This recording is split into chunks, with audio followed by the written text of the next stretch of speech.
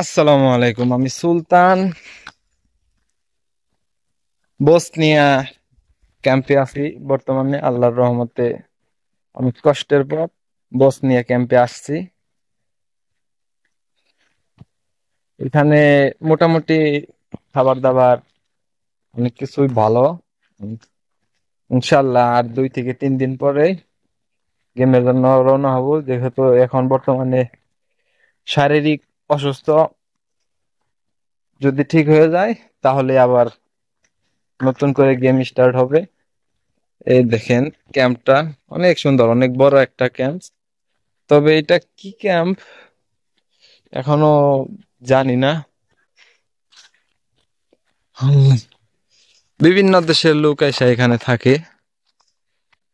ইনশাল্লাহ আল্লাহ যদি ইতালি পৌঁছায় আপনাদের সাথে বিস্তারিত সবকিছু বলবো। আমার জন্য সবাই দোয়া করবেন যেন সহি সালামতে ইতালি পৌঁছাতে পারি। সবাই মন থেকে দোয়া করবেন।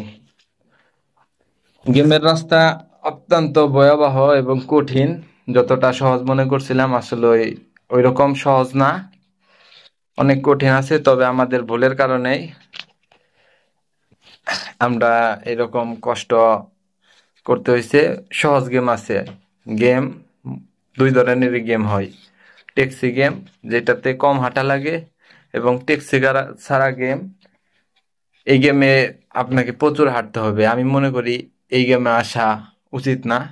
তবে কিভাবে আসছি, কিভাবে আপনারা আসবেন, সহজে আসবেন ইনশাল্লাহ সব বিস্তারিত ইতালি যায়া বলবো। এখন আসলে ভিডিও আপলোড করা কষ্টসাধ্য এবং পর্যাপ্ত পরিমাণ নেট নেই। আর অনেকগুলো আমি ভিডিও করছিলাম, সবগুলো আবার ক্যাম্পে আসার আগেই ডিলিট দিয়ে দিতে হয়েছে। কারণ ওরা মোবাইল চেক করে। দালালে আমাদের যে ডঙ্কার, উনি সিগন্যাল দিয়ে দিছে যে কোনো ধরনের যেন আগের দেশের ছবি, ফটো, কোনো ডকুমেন্ট, পাসপোর্টের কোনো ছবি, টিকিট, মানে এনাদার যে কোনো ডকুমেন্ট যেন মোবাইলে না থাকে। তার জন্য আমি পুরা মোবাইল রিসিট দিয়ে রাখছি।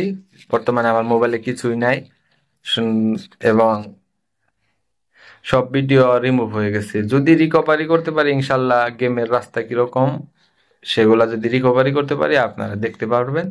না হলে ইনশাল্লাহ আপনাদের সব বলবো কিভাবে আসবেন, কিভাবে আসলে আপনারা সহি সালামতে এবং কম হাঁটার মধ্যে আসতে পারবেন।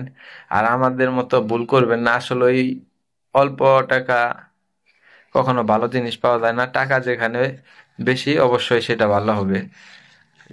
আমরা তো মনে করতাম প্রথমে যে গেম শুধু এক ধরনেরই গেম হয়, হাঁটা লাগবে, কিন্তু আসলে বাস্তব ওইটা না। ট্যাক্সি গেম, ওইটা হাঁটা কম লাগে, হাঁটা লাগে ঠিক আছে, হাঁটা কম লাগে।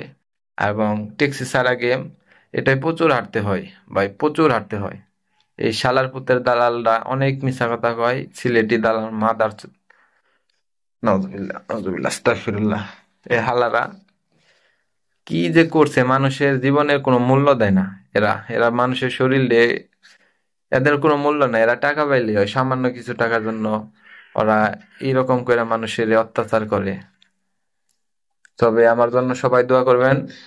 ইনশাল্লাহ ইতালি পৌঁছে আপনাদের সাথে লাইভে এসে সব কিছু বিস্তারিত বলবো। আসসালামু আলাইকুম।